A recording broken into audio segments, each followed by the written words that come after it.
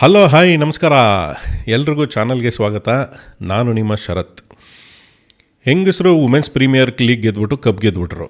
ಮಕ್ಕಳು ಅಂಡರ್-19 world cup ಗೆದ್ಬಿಟ್ಟು ಅವರು cup ಗೆದ್ಬಿಟ್ಟಿದ್ದಾರೆ. ಇನ್ನು ಉಳಿದಿರೋದು ಯಾರು? ಗಂಡಸರು T20 ವರ್ಲ್ಡ್ ಕಪ್ ಗೆದ್ಬಿಡಲಿ ನಮ್ಮ ಇಂಡಿಯಾ ಟೀಮು ಅಂತ ಎಲ್ಲ ಬ್ಲೂ ಕಲರ್, ಆದಷ್ಟು ಬ್ಲೂ ಕಲರ್ ಟೀಮ್. ಇಲ್ಲೂ ಲೈಟ್ ಬ್ಲೂ ಮರಕ್ಕೆ ಟ್ರೈ ಮಾಡಿದ್ದೀನಿ, ಹೆಂಗೋ ವಿಚಿತ್ರವಾಗಿ ಕಾಣಿಸ್ತಾ ಇದೆ. That is okay. ಅದ್ರ ಬಗ್ಗೆ ಮಾತಾಡೋಣ ಅಂತ ಬಂದಿದ್ದೀನಿ. ವರ್ಲ್ಡ್ ಕಪ್ T20 ಇವತ್ತಿಂದ ಶುರು ಆಗ್ತಾ ಇದೆ. ಆಲ್ರೆಡಿ ಆಗಿದೆ ಅಂತ ಹೇಳಬೇಕು. ಆಲ್ರೆಡಿ ಫಸ್ಟ್ ಮ್ಯಾಚ್ ಆಗಿ ಪಾಕಿಸ್ತಾನ ಗೆದ್ದು ಇದೆಲ್ಲ ಆಗೋಯ್ತು. ನಾವು ಆ ವರ್ಲ್ಡ್ ಕಪ್ ಬಗ್ಗೆ ಇವತ್ತು, ಅದರಲ್ಲೂ ಇಂಡಿಯಾ ಫೋಕಸ್ಡ್ ಏನೇನು ಮಾತಾಡ್ಬೋದು ಅಂತ ಮಾತಾಡೋಣ ಅಂತ ಬಂದಿದ್ದೀನಿ. ಚಾನಲ್ಗೆ ನೀವು ಕೊಡ್ತಾ ಇರೋ ಪ್ರೋತ್ಸಾಹ ಹೀಗೆ ಮುಂದುವರಿಸ್ತಾ ಇರಿ. ಅದೇನೋ ಹೈಪ್ ಬಟನ್ ಅಂತ ಬೇರೆ ಬಂದಿದೆ ಅಂತೆ. ಹೈಪ್ ಬಟನ್ ಅವನ್ನೆಲ್ಲ ಒತ್ತಿ. ಹೈಪ್ ಆದರೆ ಎಲ್ಲರಿಗೂ ಜಾಸ್ತಿ ಜನಕ್ಕೆ ರೀಚ್ ಆಗುತ್ತಂತೆ ವಿಡಿಯೋ.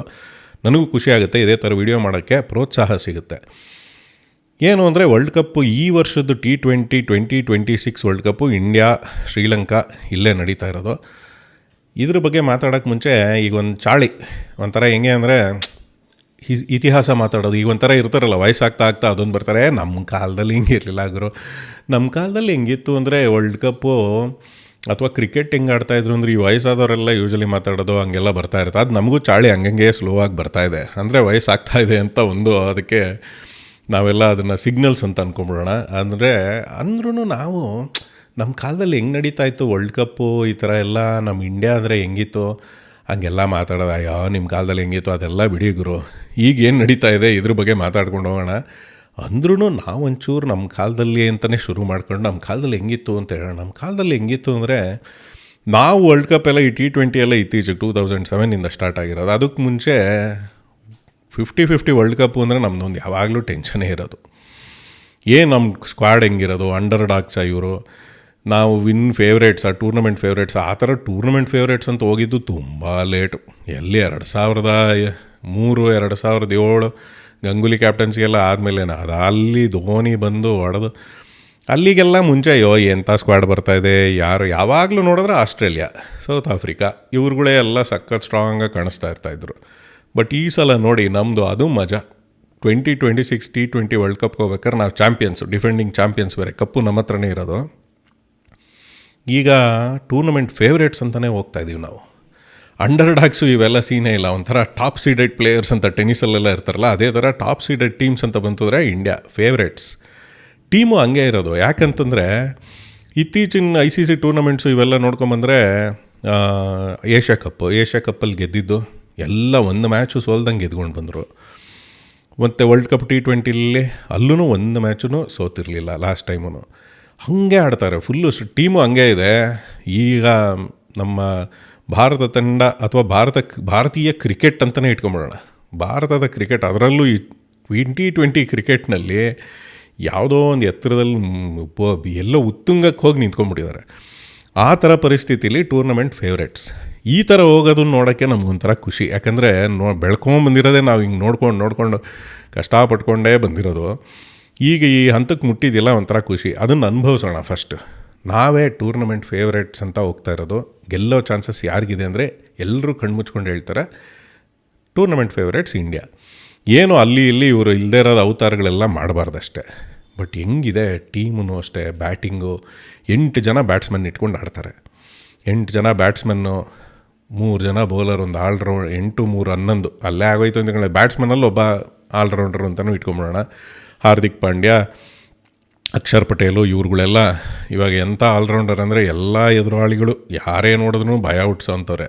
ಇನ್ನು ಬ್ಯಾಟಿಂಗ್ ಅಂತೂ ಮಾತಾಡೋಂಗೆ ಇಲ್ಲ ಬಿಡಿ. ಎಲ್ಲಿವರೆಗೂ ಮುಟ್ಬಿಟ್ಟಿದೆ ಅಂತಂದರೆ, ಏನು ಇಶಾನ್ ಕಿಶನ್ನು, ಸ್ಯಾಮ್ಸನ್ನು ಒಂದು ಕೀಪರ್ನ ತೊಗೋಬೇಕು ಅಂತ ಇಟ್ಕೊಂಡ್ರೆ ಇಶಾನ್ ಕಿಶನ್ನೇ ಫೇವ್ರೇಟು, ತೊಗೊಳ್ಬಿಡ್ಬೇಕು.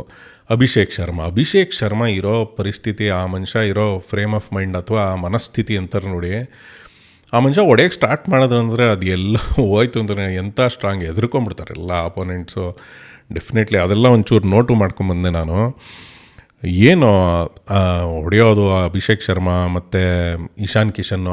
ಅಭಿಷೇಕ್ ಶರ್ಮಾ ಹೊಡೆಯೋ ರೀತಿಗೆ ಇಶಾನ್ ಕಿಶನ್ನು ಮತ್ತು ಸೂರ್ಯಕುಮಾರ್ ಯಾದವ್ ಅಥವಾ ಯಾರೇ ಅವ್ರ ಜೊತೆಗೆ ಆಡ್ತಾ ಇರೋರು ಅಥವಾ ನೆಕ್ಸ್ಟ್ ಬ್ಯಾಟಿಂಗ್ ಬರೋರು ಇವ್ರುಗಳಿಗೆಲ್ರಿಗೂ ಒಂಥರ ಬೇರೆ ಹಂತಕ್ಕೇ ಮುಟ್ಕೊಂಡು ಹೋಗ್ಬಿಡುತ್ತದು. ಈ ಪರಿಸ್ಥಿತಿನಲ್ಲಿ ಹೆಂಗೆ ಆಡ್ತಾರೆ ಅಂಡ್ ಅಭಿಷೇಕ್ ಶರ್ಮಾ ಮೇಲೆ ಏನು ಭರವಸೆ ಇಟ್ಕೋಬೋದು ಅನ್ನೋದು ಕುತೂಹಲ ಇರುತ್ತೆ. ನೋಡ್ತಾ ಇರೋಣ. ಇವತ್ತೇ ಮ್ಯಾಚ್ ಇದೆ, ಅದನ್ನು ನೋಡೋಣ. ಇವತ್ತೇ ಮ್ಯಾಚು ಅಂದ ತಕ್ಷಣ ಅದು ಬೇರೆ ಇದೆಯಲ್ಲ, ಇವತ್ತಿರೋದು India versus United States of America. USA ಮೇಲೆ ಫಸ್ಟು. ಆ USA ಎಲ್ಲ ಇವರೆಲ್ಲ ಇನ್ನೂ ಕ್ರಿಕೆಟ್ನ ಶಿಶುಗಳು ಅಂತಲೇ ಹೇಳಬೇಕು. ಅದರಲ್ಲಿ ಒಂದು ಅಷ್ಟು ಜನ ನೋಡ್ಕೊಂಡು ಹೋದರೆ ಬರೀ ಇಂಡಿಯನ್ ನೇಮ್ಸು, ಪಾಕಿಸ್ತಾನಿ ನೇಮ್ಸು ಇವ್ರುಗಳೇ ಕಾಣಿಸ್ತವೆ ಹೆಸರುಗಳೆಲ್ಲ.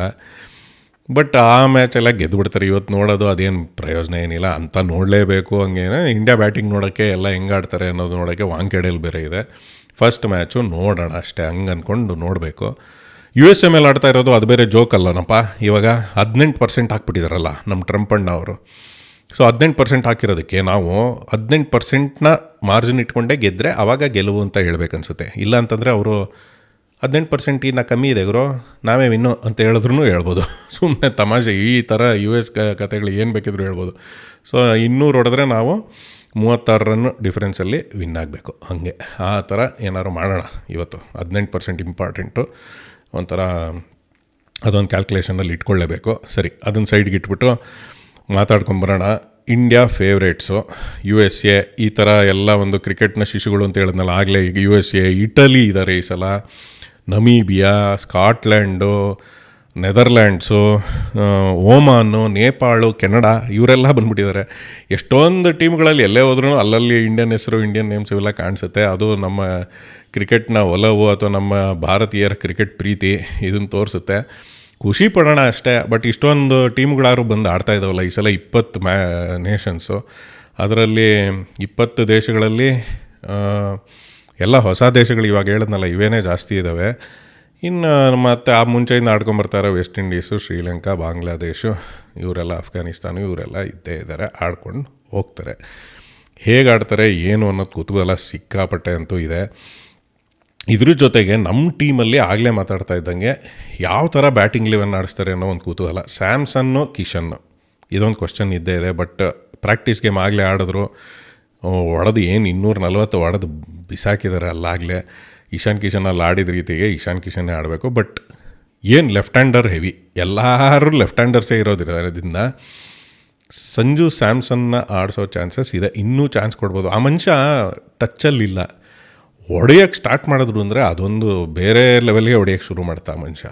ಯಾವಾಗ ಅದು ಫಾರ್ಮಿಗೆ ಬರ್ತಾರೆ ಅಂತ ಗೊತ್ತಿಲ್ಲ. ಬಟ್ ಈಗಿರೋ ಪರಿಸ್ಥಿತಿಲಿ ಆ ಮನುಷ್ಯಂಗೆ ಚಾನ್ಸ್ ಕೊಟ್ಟರೆ ಒಂಥರ ಸೂಯಿಸೈಡಲ್ ಎಫರ್ಟ್ ಆದರೂ ಆಗ್ಬಿಡ್ಬೋದು. ಅದಕ್ಕೆ ಭಾರಿ ಕಷ್ಟ, ಹುಷಾರಾಗಿ ನೋಡಿಕೊಂಡು ಮಾಡಬೇಕು. ಅದು ಬಿಟ್ಟರೆ ಅಭಿಷೇಕ್ ಶರ್ಮಾ, ಇಶಾನ್ ಕಿಶನ್ನು, ಸೂರ್ಯಕುಮಾರ್ ಯಾದವ್, ತಿಲಕ್ ವರ್ಮಾ ಎಲ್ಲ ನೋಡಿ ಲೆಫ್ಟ್ ಹ್ಯಾಂಡರ್ಸೇ ಜಾಸ್ತಿ.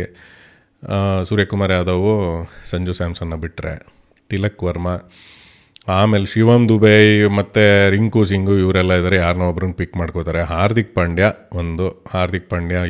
ಮತ್ತು ಅಕ್ಷರ್ ಪಟೇಲು ಇವ್ರುಗಳಲ್ಲೊಂದು, ಕುಲ್ದೀಪ್ ಯಾದವ್ ಮತ್ತು ಇನ್ಯಾರೋ ವರುಣ್ ಚಕ್ರವರ್ತಿ ಇವ್ರುಗಳ ನಡುವೆ ಯಾರನ್ನು ತಗೋತಾರೆ ಅಂತ ಏನೋ ಇನ್ನೂ ಗೊತ್ತಿಲ್ಲ. ನನಗೆ ಗೊತ್ತಿರೋಂಗೆ ವರುಣ್ ಚಕ್ರವರ್ತಿನ ಆಡಿಸ್ಲೇಬೇಕು. ಕುಲ್ದೀಪ್ ಯಾದವ್ನು ಆಡಿಸೋವಂಥ ಒಂದು ಆಸೆ ಇದ್ದರೂ ಇರ್ಬೋದು. ಬಟ್ ಎಂಥ ಟರ್ನಿಂಗ್ ಟ್ರ್ಯಾಕ್ ಆದ್ರೂ ಬ್ಯಾಟಿಂಗ್ ಅವಾಗ ಸ್ವಲ್ಪ ಕೇಸ್ ಆಗಿಬಿಡುತ್ತೆ. ಯಾಕಂದರೆ ಬುಮ್ರಾ ನ್ಯಾಚುರಲ್ ಪಿಕ್ಕು, ಆಡೇ ಆಡ್ತಾರೆ. ಬುಮ್ರಾ, ಹರ್ಷ್ದೀಪು ಡೆತ್ ಓವರ್ಸ್ಗೆ ಬೇಕೇ ಬೇಕಾಗತ್ತೆ. ಬುಮ್ರಾ, ಹರ್ಷ್ದೀಪು, ವರುಣ್ ಚಕ್ರವರ್ತಿ ಬೌಲಿಂಗ್ ಅಟ್ಯಾಕಲ್ಲಿ ಕಾನ್ಸ್ಟೆಂಟ್ ಇಟ್ಕೊಂಡು ಇನ್ನು ಮಿಕ್ಕಿದವ್ರನ್ನೆಲ್ಲ ಫ್ಲೋಟರ್ಸು ಈ ಥರ ಆಡಿಸ್ಕೊಂಡು ಆಡಬೇಕು. ಪ್ಲೇಯಿಂಗ್ 11 ಏನು ಟೆನ್ಷನ್ ಅಂತೂ ಇಲ್ಲ. ಆರಾಮಾಗಿ ಯಾರನ್ನ ಪಿಕ್ ಮಾಡಿದ್ರೂ ಒಂದು ಪರ್ಫಾರ್ಮೆನ್ಸ್ ಅಂತೂ ಗ್ಯಾರಂಟೀಡ್ ಅನ್ನೋ ಥರನೇ ಬರುತ್ತೆ. ಟಾಪ್ ಆರ್ಡ್ರು ಮಾತಾಡ್ಸಂಗಿಲ್ಲ, ಮಿಡ್ಲ್ ಆರ್ಡ್ರ್ ಸೂಪರಾಗಿದೆ. ಇದಕ್ಕಿನ್ನ ಇನ್ನೇನು ಬೇಕು? ಒಂಥರ ಎಲ್ಲ ಪ್ರಾಬ್ಲಮ್ ಆಫ್ ಪ್ಲೆಂಟಿ ಅಂತ ಎಷ್ಟೊಂದು ಸಲ ಹೇಳಿರೋ ಹಾಗೆ ಈ ಸಲನೂ ಸಖತ್ತಾಗಿ ಕೂಡ್ಕೊಂಡಂತೂ ಬಂದಿದೆ. ಭಾರತ ಫೇವ್ರೇಟ್ಸು, ಗೆದ್ದೇ ಗೆಲ್ಲೋ ಚಾನ್ಸಸ್ ಇದೆ. ಪಾಕಿಸ್ತಾನವರು ಬೇರೆ ವಾಕ್ ಓವರು ಅದು ಇದು ಎಲ್ಲ ಕತೆಗಳು ಬೇರೆ ಆಗಿದೆ.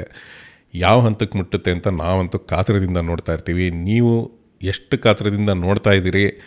ಮತ್ತು ವರ್ಲ್ಡ್ ಕಪ್ ನಿಮಗೂ ಇಂಟ್ರೆಸ್ಟ್ ಸಿಕ್ಕಾಪಟ್ಟೆ ಇದೆಯಾ ಹೇಗೆ ಈ ಸಲ? ಆ್ಯಂಡ್ ಇನ್ನೊಂದು ಬೇರೆ ಇದೆ, ಏನು ಒಂದು ಕ್ಯೂರಿಯಾಸಿಟಿ ಇದೆ ಅಂದರೆ, ಯಾರು ಡಿಫೆಂಡಿಂಗ್ ಚಾಂಪಿಯನ್ಸು ಮತ್ತು ಕನ್ಸಿಕ್ಯೂಟಿವ್ ಆಗಿ ವರ್ಲ್ಡ್ ಕಪ್ ಗೆದ್ದಿಲ್ಲ T20ನಲ್ಲಿ, ಅದೊಂದಿದೆ. And home country hosted nation ಇನ್ನೂ T20 ವರ್ಲ್ಡ್ ಕಪ್ ಅದು ಕೂಡ ಗೆದ್ದಿಲ್ಲ. ಸೊ ಈ ಸಲ ಭಾರತ ಗೆಲ್ಲುತ್ತಾ? ನೀವು ಎಲ್ಲ ಕಾತರದಿಂದ ನೋಡೋಣ. ಹೀಗೆ ಸಪೋರ್ಟ್ನ ಮುಂದುವರಿಸ್ತಾ ಇರಿ, ಸಬ್ಸ್ಕ್ರೈಬ್ ಮಾಡ್ಕೊಳ್ಳಿ, ಹೈಪ್ ಬಟನ್ ಒತ್ತಿ. ನಾನು ಕಾತರದಿಂದ ನಿಮ್ಮ ಕಮೆಂಟ್ಸ್ಗೆ ಎಲ್ಲದಕ್ಕೂ ಕಾಯ್ತಾ ಇರ್ತೀನಿ. ಸಿಗ್ತಾ ಇರೋಣ ಹೀಗೆ. ಬಾಯ್.